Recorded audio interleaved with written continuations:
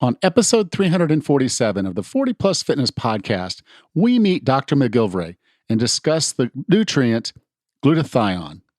You can find the full show notes for this episode at 40plusfitnesspodcast.com/347.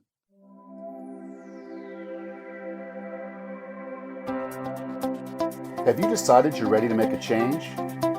To reclaim your health and fitness? The 40 Plus Fitness podcast is here for you. I'm your host, Alan Meisner. I'm an NSAM certified personal trainer with a specialization in corrective exercise and fitness nutrition. Let me be your coach as you find your way on your health and fitness journey.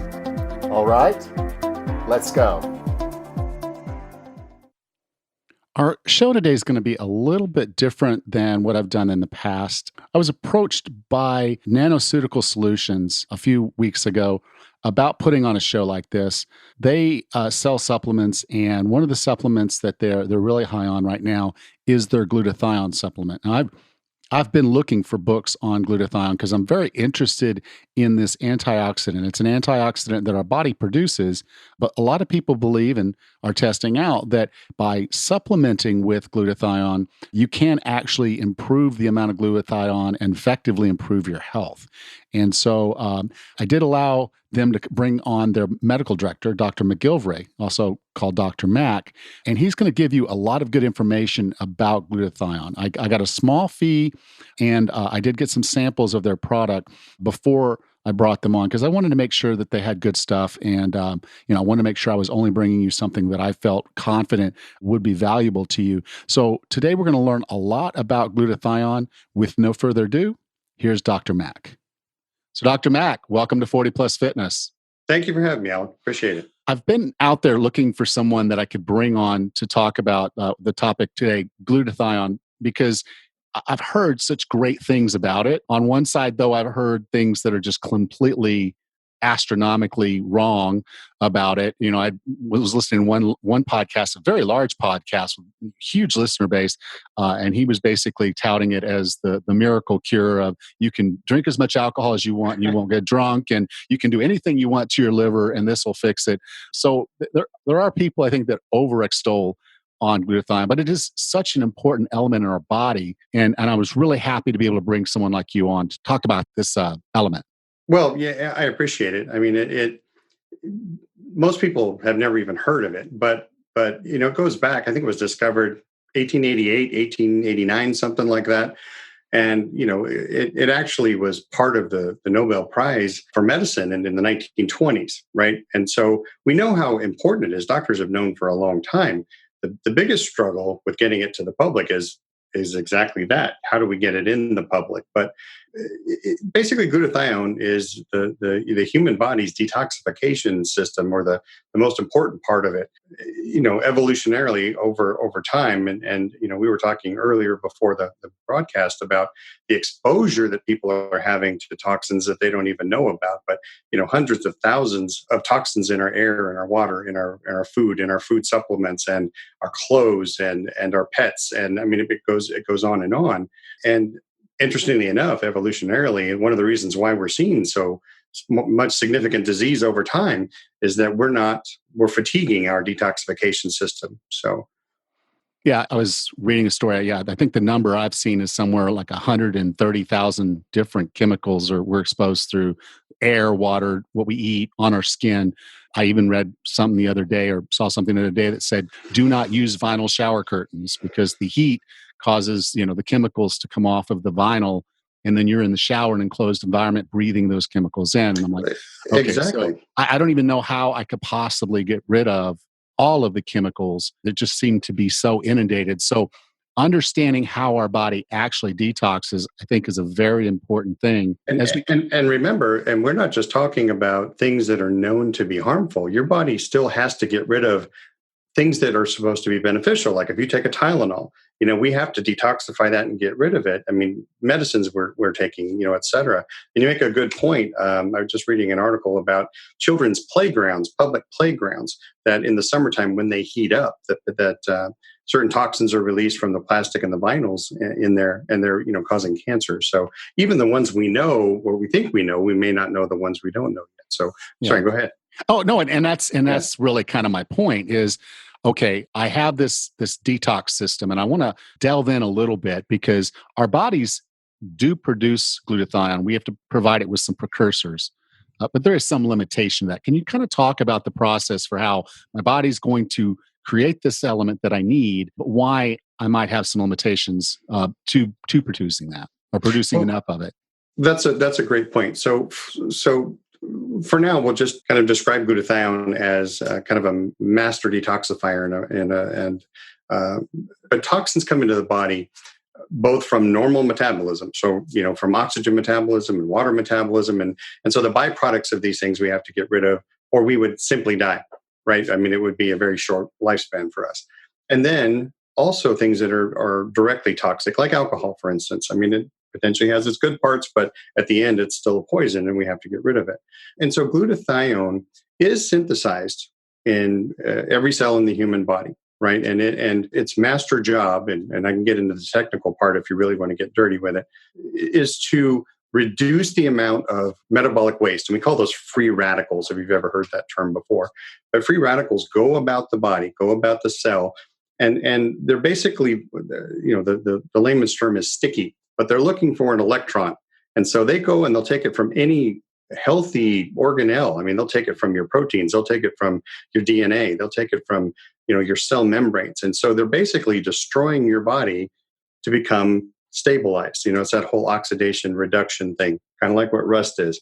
But so at that point, as you spoke of, but previously, we didn't have as many toxins, but over, like I said, time evolutionarily, we're being taxed more and more and more and more.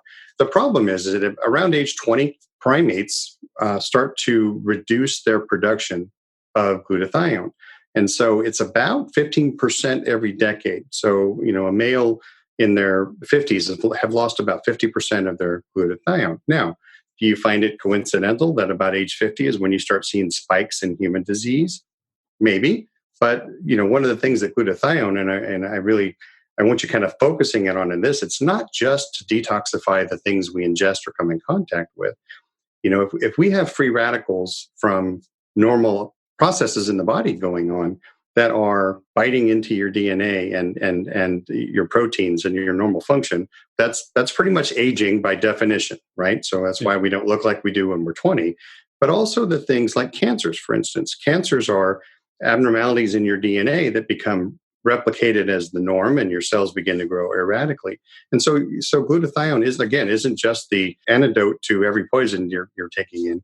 It's also to protect against the disease processes that we see associated with aging. Yeah. So basically, what it's doing is it's created in the cell.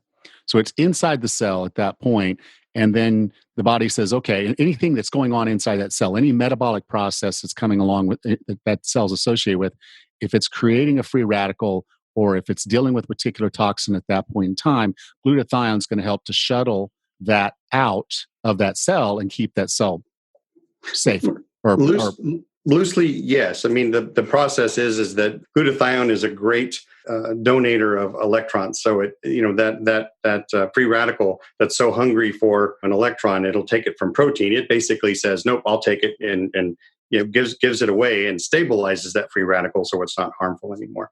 But to your point, it also directly detoxifies certain molecules and things of that nature. And it also, one of the coolest things about it is it regenerates itself, right? Because I just told you it gave away an electron. It's got to find one to make itself, ready to lock and load again. But it also regenerates other antioxidants like vitamin C and E and other antioxidants, such that that's kind of why they call it the master antioxidant and why it's vital for life. I mean, it is the stud muffin antioxidant. We'll just call it that. Yeah, I kind of equate it to it's not exactly like Asteroids, the video game we played when we were kids, exactly. But it is kind of helping us out there from a protective perspective. And if we ended up, let's just say, we couldn't fire as rapidly, or because we didn't have as much glutathione, and as we age, we know that's in the case. But we're exposed to ever more toxins as we get older because there's ever more that they're creating and releasing to the environment. Plus, oxidation's increasing. So you're absolutely right. So on the one hand, we're producing less of it as time goes by. again, and then we're getting hit by more and more and more, toxins and free radicals. And then again, over time, this allows for things to start breaking down, and the repair system, if you will, or the thing that keeps it from becoming, more into disrepair, begins to break down as well, which kind of is an interesting topic. But that's one of the reasons we're talking, is because it's been so difficult to replenish glutathione. You'd say, well, Yeah. Dork, just take the glutathione pill. That ought to take care of it, right?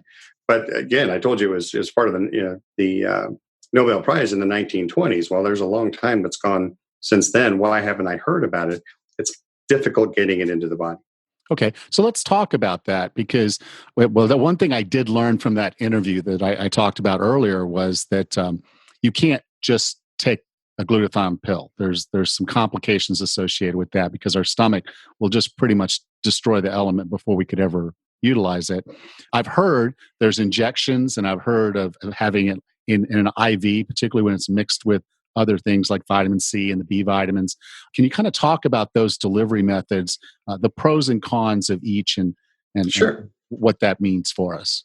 Well, for years and years and years, it wasn't available, and until the 1950s and 60s, it was available, to an IV, because it's really a simple molecule. I mean, it's 3 amino acids. It's like the smallest piece of a meat that meat you can imagine. It really is, and it was available to IVs. But again, the number of people that had the time, B, the money, and to put an IV in themselves for a supplement, to be taken daily, is a little bit crazy. Injections are pretty painful. So this is an entity that, if I could convince my patients to say, pop this into your hiney once a day, they would colorfully tell me why that's not a pleasant idea for them.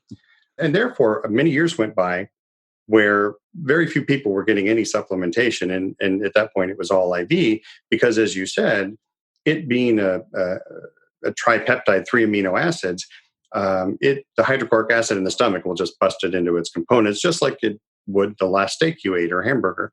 It busted into components, making it completely useless whatsoever.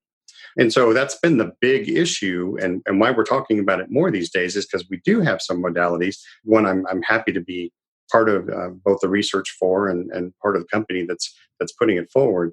The ability to kind of get it back into our systems in a convenient, realistic, once a day type setting. Yeah.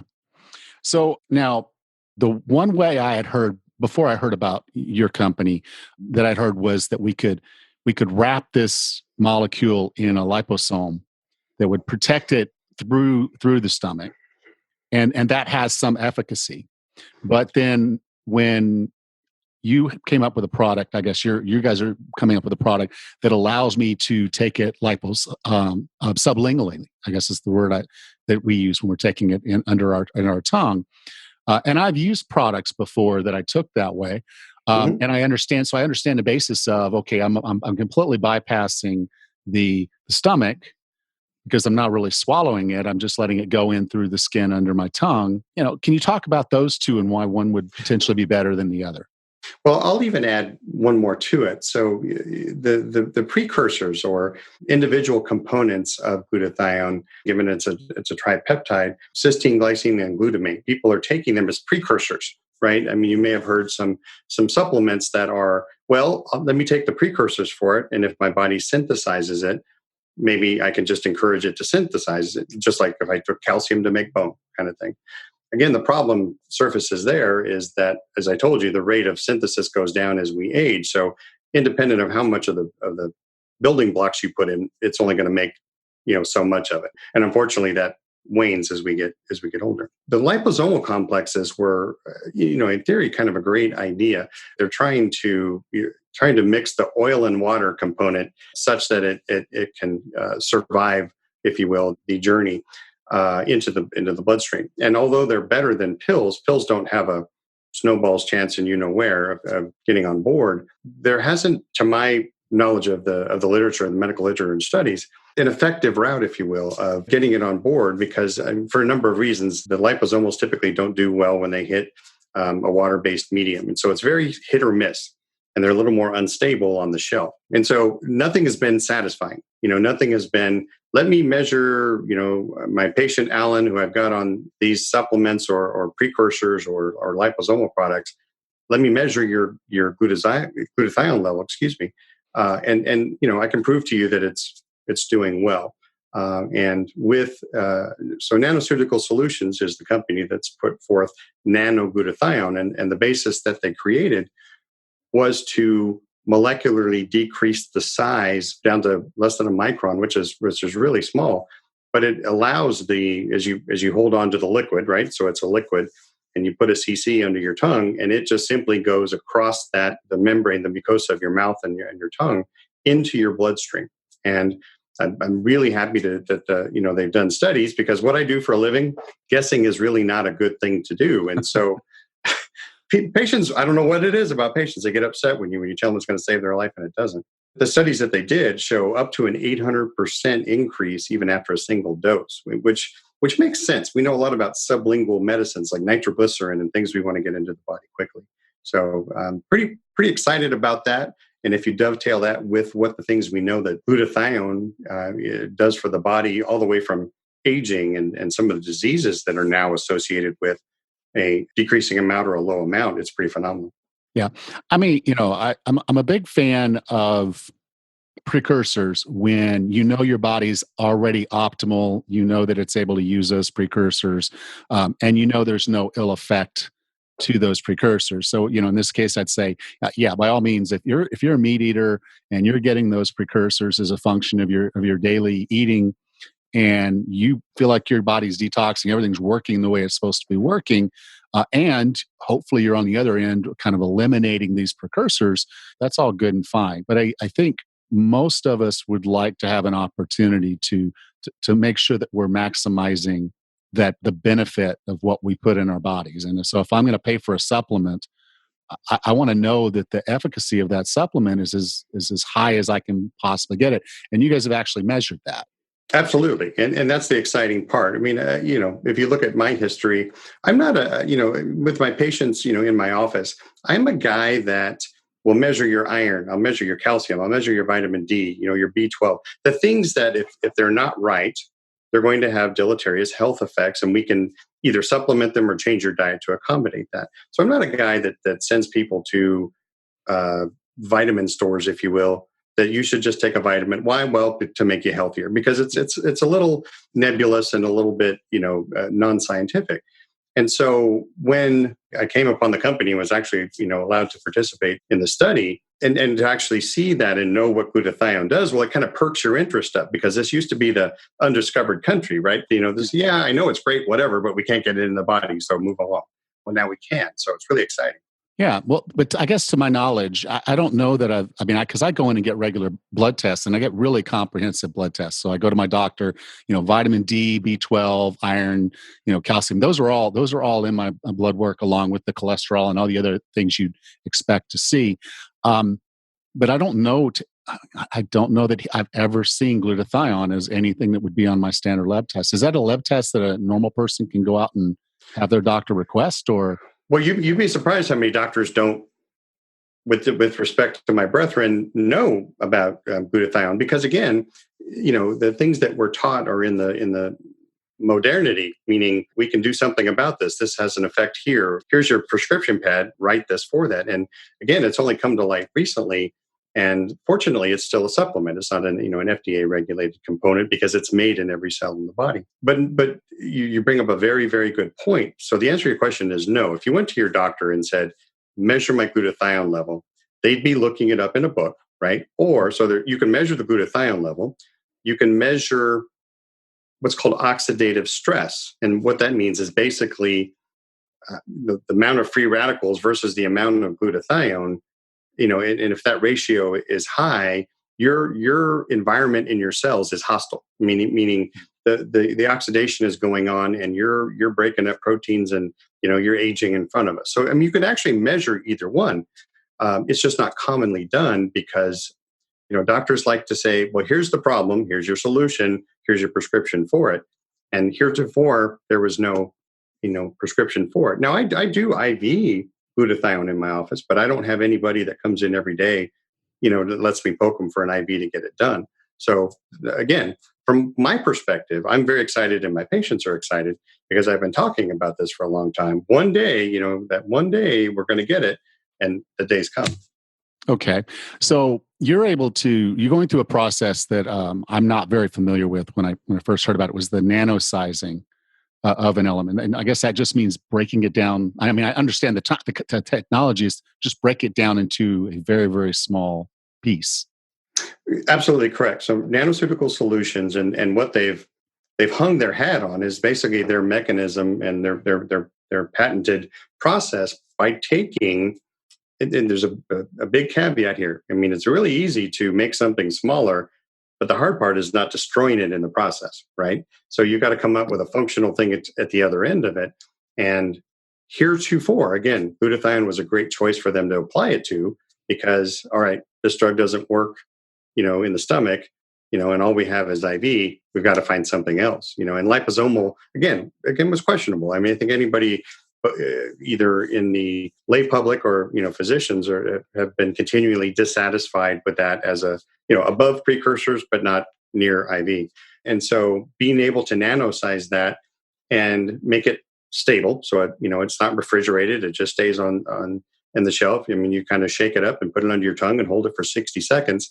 You can do that every day and your life isn't very much, like I said, upset. But I'm a firm believer that the sky's the limit on what it can do to prevent the things that we would associate with normal wear and tear, normal aging, disease proliferation, and so forth. And so I'm on board with this as far as the product and as far as the fact that our body needs this element. So it is something I'm going to experiment with. I appreciate you guys sending me some of the product to test out. Absolutely. It comes in an orange oil with something else, so it actually is a very pleasant. Some of the tinctures, some of the things that you would take like liposomally that I've used in the past, do not taste very good. Well, the problem, the benefit and the problem with glutathione is it has a sulfur molecule, and the sulfur atom on the end of actually it's on the middle of the molecule is what's responsible for donating and sweeping up electrons. So it's the functional part. But anybody that's ever smelled rotten eggs, well, that's hydrogen sulfide. So it walks a fine line. But Yeah. but yeah, like the tangerine flavor in almond oil is kind of what it is. And so it's not too unpleasant. No, not at all. And so you guys have been nice enough. If folks want to give this a shot, they can get a 30% discount on their order if they go through a link. And I'm going to give you the link here. It's a bit.ly link. So it's bit.ly/40 plus fitness podcast. And it'll take you to a page where you can order this. It tells you some more information about it. Try it, see how it makes you feel, see if it's helping you deal with the chemicals in your life, dealing with the stress and just, oxidative stress in your body. It's not a miracle, but it's, something that your body may be optimized better to deal with some supplementation. I'm not a huge fan of supplements. Folks know that, but this is one where our body is going to make less and less. It does seem to have aging component to it where it's going to help us fight oxidative stress and age a little bit slower. It is something that I'm gonna take. I have a little supply of it now, so I've got a blood test that I keep trying to get done, but I get busy. So I'm going to go in and get a blood test. I'm going to use this product, and then I'm going to take another blood test and see how it goes. But if you guys want to get it at a discount, it's bit.ly/40 plus fitness podcast. And this is episode 347. So you can also go to 40plusfitnesspodcast.com/347. And I'll have a link there. Alan, just in real time, I just wanted you to know that with the advent of making glutathione more available, more studies are being done. And there's a number of actual health problems that are being studied because they are noted to have an absence of glutathione. Most prominently Alzheimer's. It's really all over the news. Many of my neurologist colleagues are actually adding it to their regimen to keep the decline in cognition and short-term memory. Autism, asthma, heart disease. There's a number of, like, we're looking at this, and as you might imagine, where's the chicken and the egg? But the exciting part is there's a big association with decline or a low level of glutathione associated with this disease. And the questions that are now being asked in studies are, well, if we kept the glutathione up, would the heart disease, would the Alzheimer's, what level of that would have penetrated? So it's really exciting. And I personally, as a patient, would rather be on the end of, well, let me take this and make sure that if I get Alzheimer's, it's not going to be because I let my body be low on something, glutathione, if you will, that we could have done something about.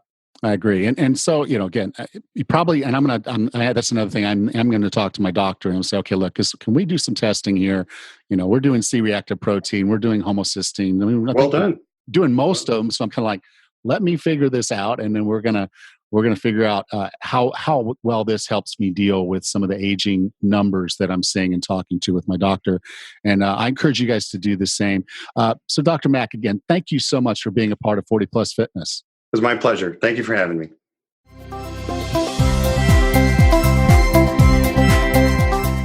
Now, as this episode's going live, I am on the process of flying back from Ohio for a writers' conference. I'm trying to learn some of the tips and tricks and things I can do to make the Wellness Roadmap a really good book that gets in the hands of a lot of readers. You can help me do that as well. And I really would appreciate if you'd go to wellnessroadmapbook.com and become a part of the launch team. I need to build this launch team up so that we can make sure that we make a really big splash when this book goes live. There's going to be a lot of competition during the month of December and January when the book is just coming out.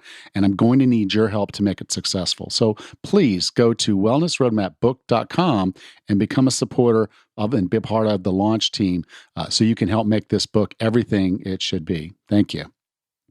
Next time on the 40 Plus Fitness podcast, we meet Liz McDowell and discuss vegan keto. Until then, have a happy and healthy day.